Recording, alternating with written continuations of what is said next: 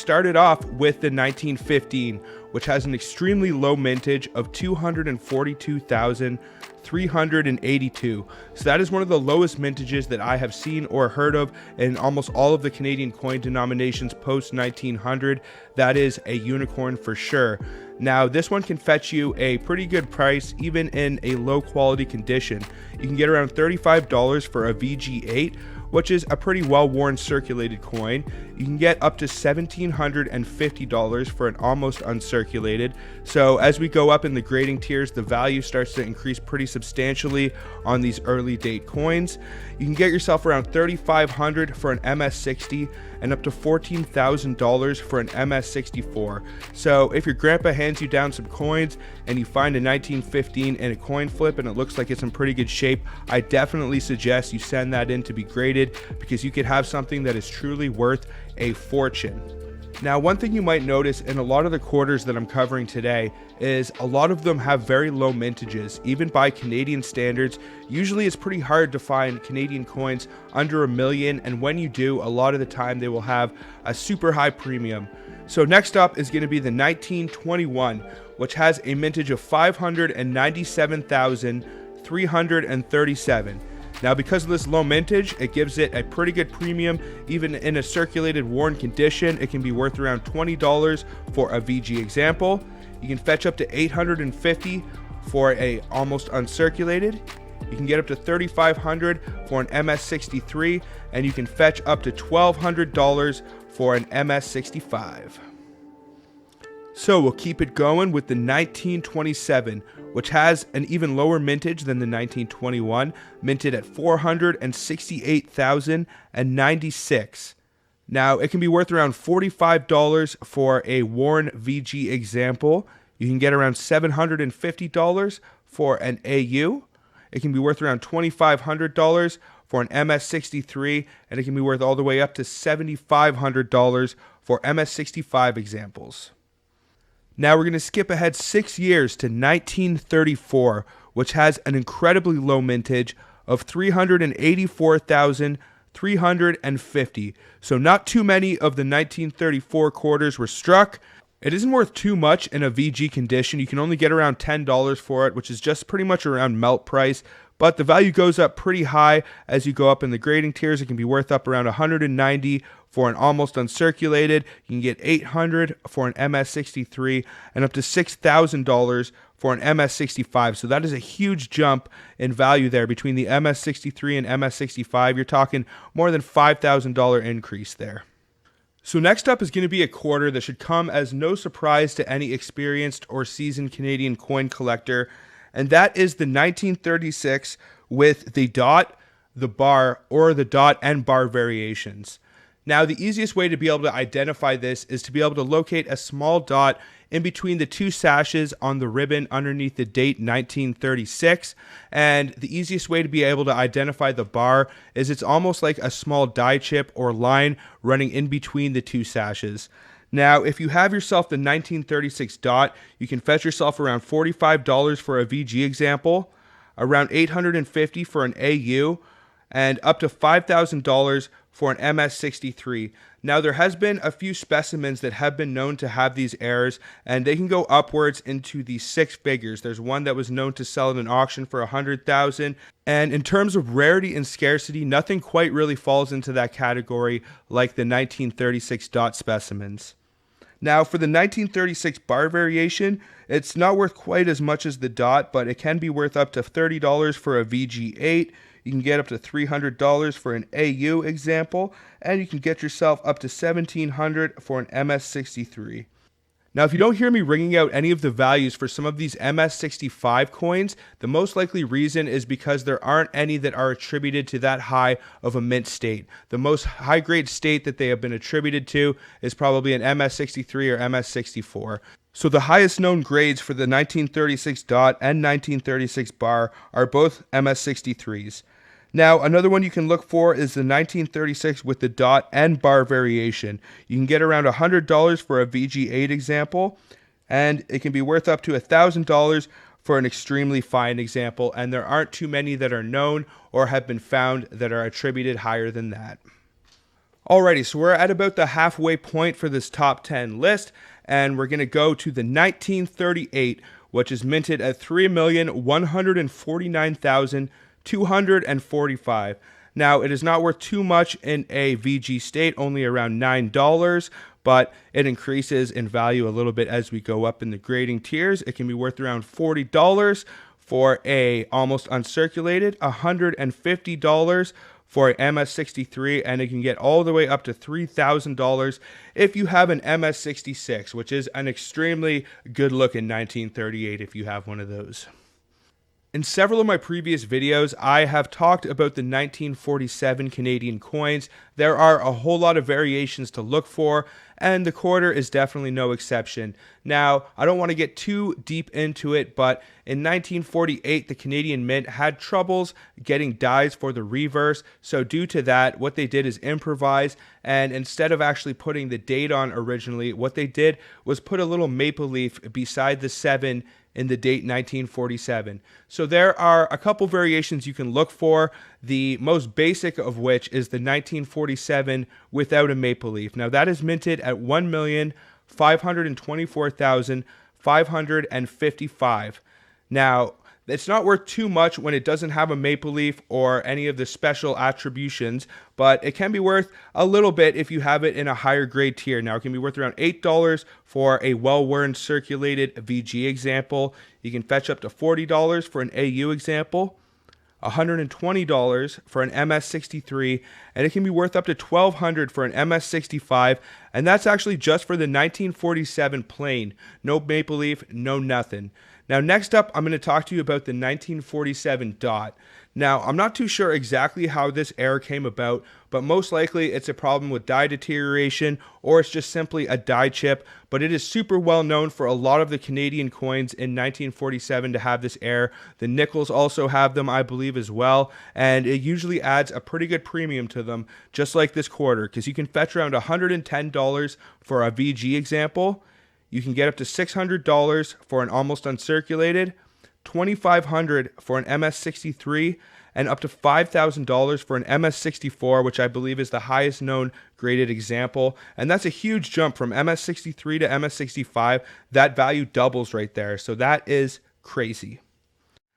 All right, next up is going to be another coin that should be no surprise to any of the experienced Canadian coin collectors out there, and that is the 1948, which is another well-known key date for most of the Canadian denominations, and quarters are definitely no exception. It's not quite as low as some of the other denominations like dollars and half dollars, but it is definitely one you should still keep an eye out for, especially if you can get it in an uncirculated condition or mint state. But it doesn't have too much of a premium. It's only worth around $8 in a VG, so just a tad over silver melt.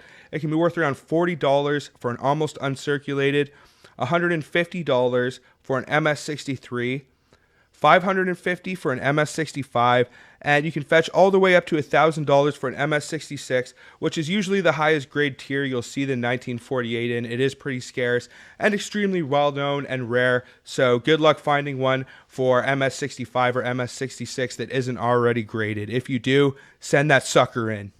And here we are at the end of this list. Can you believe it? Number 10 on my top 10 list. Now, I don't usually go in any specific order. I don't go from like least to most valuable or most to least. I usually just go through the years and ring them all off and give you as much information as I can. But for the years 1951 and 1952, for Canadian quarters, there are some variations that gravitate around the relief.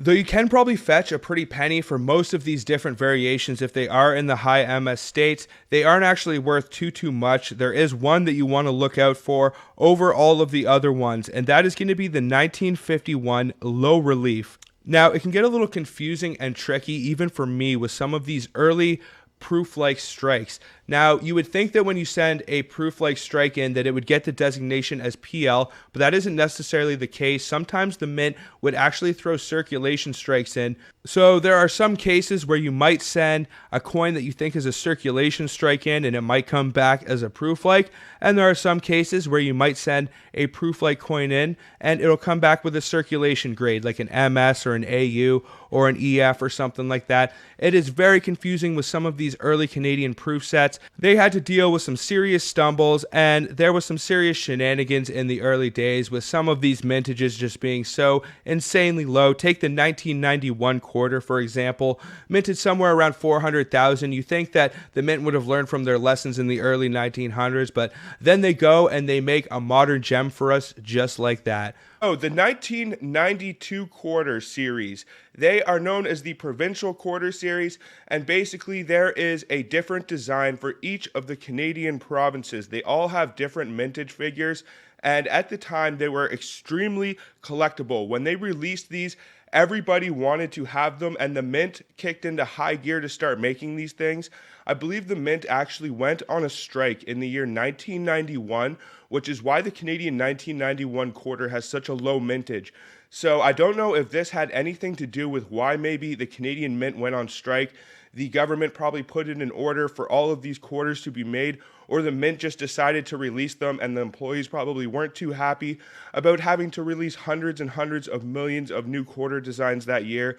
So that may be why the mint went on strike, or it may have at least contributed to one of the reasons why the mint went on strike in 1991. But regardless, in the year 1992, they did release the provincial quarter series, and all of the different designs do have different mintage figures. The lowest mintage of all of them is the New Brunswick.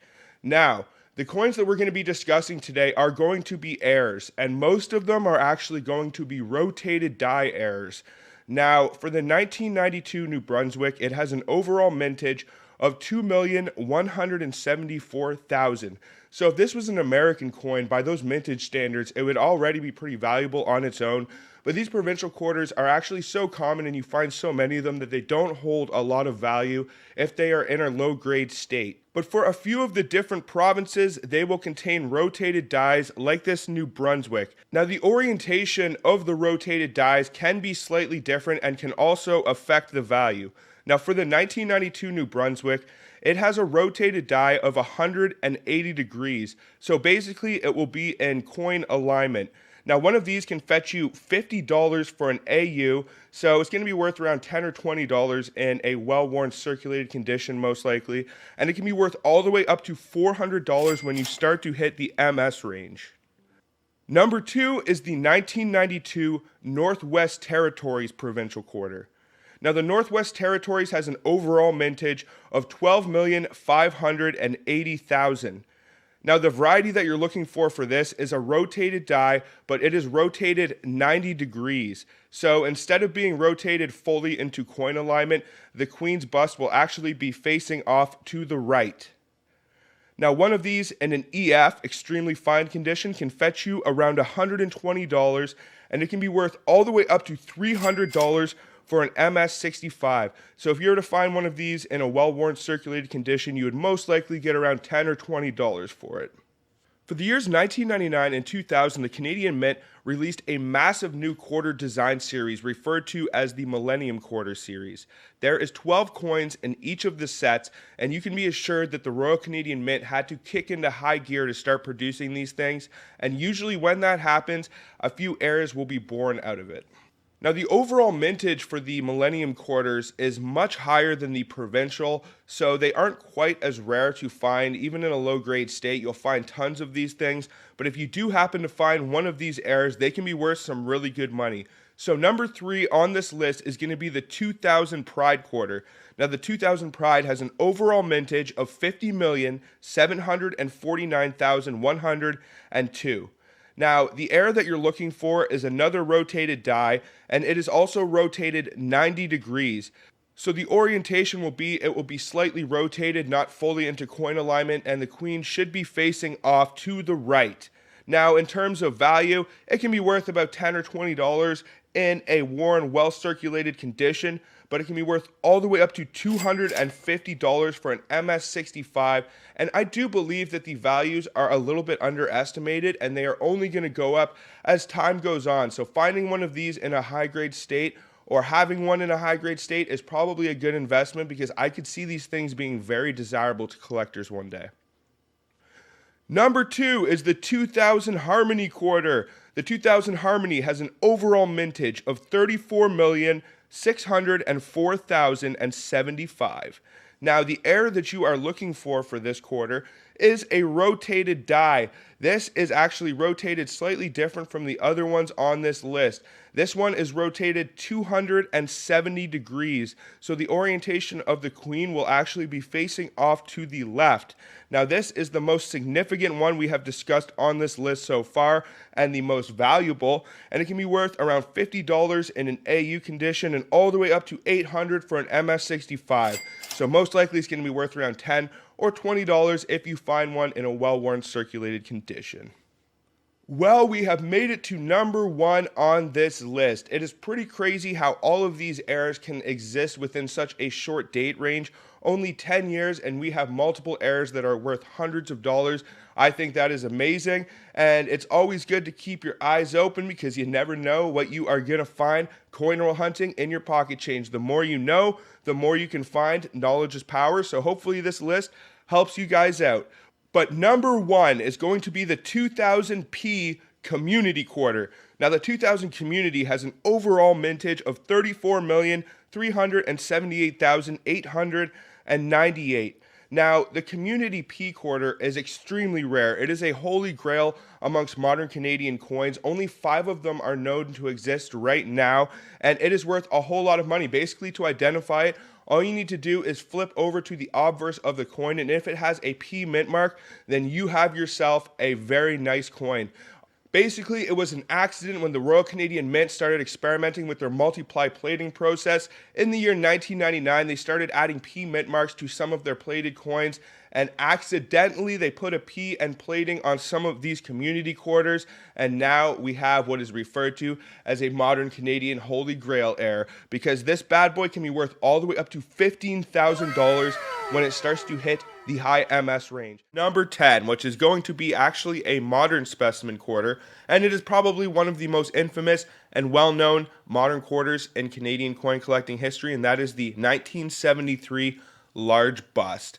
Now, for the year 1973, the Canadian Mint made a commemorative Royal Mounted Police quarter, and there is a variation you can look for. There is a small and a large bust. Now, you can find the small and large bust quarters both in circulation and in specimen strikes, and it will add a pretty substantial premium to the coin if it has this variety. For example, the 1973 large bust in a specimen 67 can be worth all the way up to $539. And you can be sure even if one of these is in a low grade, it's still going to have a premium somewhere probably between $20 to $50. Number 9 is going to be the 1950 George VI quarter, and it is going to be designated in a specimen 66. So unlike the Sheldon scale when it comes to business strikes, it is very similar for specimens. They will get an SP instead of an MS or a PL if it was a proof-like. But Canadian specimen coins will get the designation of SP, but it is still basically judged in the same numerical system. So it is a 70-point system, but you will very rare, if almost never, see Canadian coins go above a 67. If you do, especially for the older specimens, it is a true gem. Now, the 1950 Canadian quarter is worth around $2,120 in an SP66. Number 8 is going to be a World War II quarter, and that is the 1944. Now, in terms of value, the 1944 Canadian specimen quarter can be worth around $4,650 for an SP65 example. So one thing to keep in mind as I'm giving you the values of these coins is the different attributions. If I say that a coin is an SP65 or SP66, that could affect the value of the coin significantly. Like for example, the 1973 large bust quarter that I listed off was graded SP67, and this 1944 is only SP65, so that is 2 points lower in the Sheldon scale, and that can really affect the value. If it got any higher, it would probably be worth a lot more money. We are talking thousands. Number 7 is going to be the 1938 Canadian specimen quarter. Now, 1938 specimen sets are extremely rare. The quarter is slightly more common, but there were only a few sets made with nickels, so those can be some of the rarest of all time. If it actually gets the true specimen designation. But these quarters are a little bit more common, but that does not mean that they are extremely valuable. One of these 1938s graded SP65 is worth around $4,900, and if it did get the SP66, it could easily be worth up to $8,000. Number 6 is going to be the 1939 Canadian specimen quarter. So this is definitely a decent date range when it comes to value and Canadian specimen sets. If you can find these for anywhere near a decent value for a completed set, send them in, get them graded. They get some decent attributions. You could definitely make some good money off of this date range, especially the 1938. But chances are you probably aren't going to be finding any of those sitting around at your local coin shop. And if you do, they're going to be charging some hefty money. In terms of value, the 1939 quarter is worth $8,000 graded in SP66. Number 5 on this list is going to be the 1934 George V quarter, and this is actually graded SP66, which is a pretty high designation for such an old quarter. It's very hard to find pre-1937 quarters or coins that will get a high attribution just because they're so old, and a lot of the time they'll have environmental damage or just a little bit of wear that will knock it down a few points. But if you can find one of these 1934 specimen quarters graded SP66, it can be worth $11,900. So we're starting to get into the big money coins here, folks. Number 4 is going to be from the King Edward VII era, and that is going to be the 1902 H mint mark or Hedon mint King Edward VII specimen quarter. Now, in terms of value, this can be worth around $19,600 for an SP65 example. I do believe one of these may have sold for higher in an auction at some point, but I'm getting my values off the Coins in Canada website. Their values can fluctuate depending on the day. They go up and down depending on the market, so it is the reference that I like to use. But that is a pretty valuable quarter right there, almost $20,000. Number 3 on this list is going to be an extremely infamous date when it comes to Canadian coin collecting, and that is the 1921 Canadian quarter.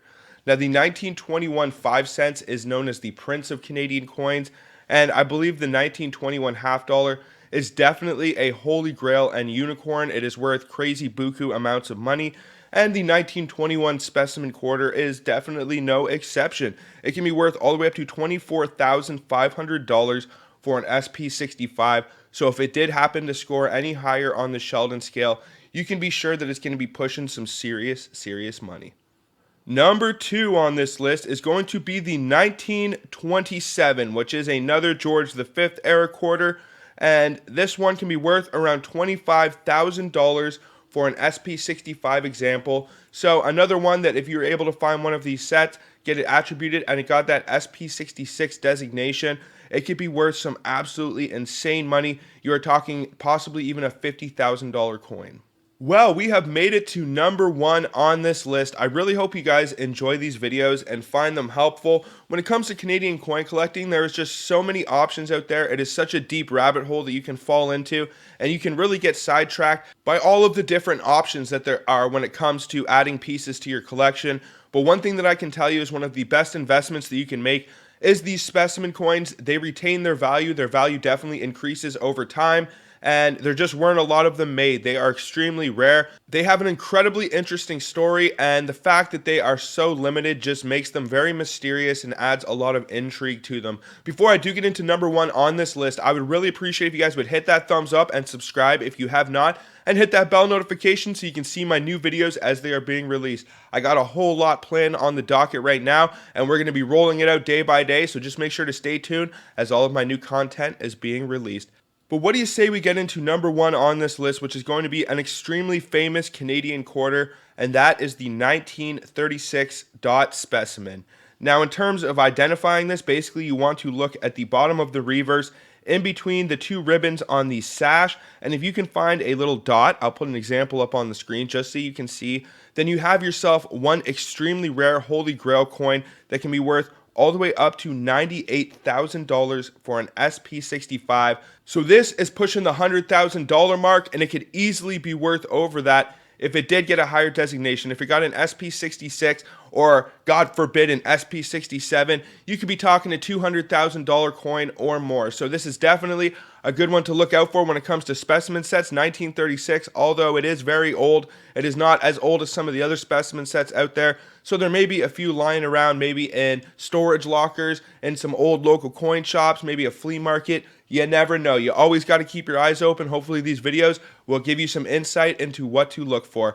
But that is pretty much going to do it for this one, guys. We have broken down the top 10 valuable Canadian specimen quarters to look for. I'm definitely going to be making more videos in the future where I cover the other valuable Canadian specimen coins. And I would also like to announce that I have partnered with APMEX. They're one of the largest precious metals companies in North America. They have a website with a massive selection and inventory, ranging from everything from bars, bullion, hand-poured pieces. They have New Zealand Mint licensed products like Marvel, Star Wars, Harry Potter. So if you'd like to support my channel and also shop one of the largest selections of precious metals in the world, then just click the link down below in the description. But that's it for this one, folks. So until the next one, everybody, peace out and have a good one, y'all.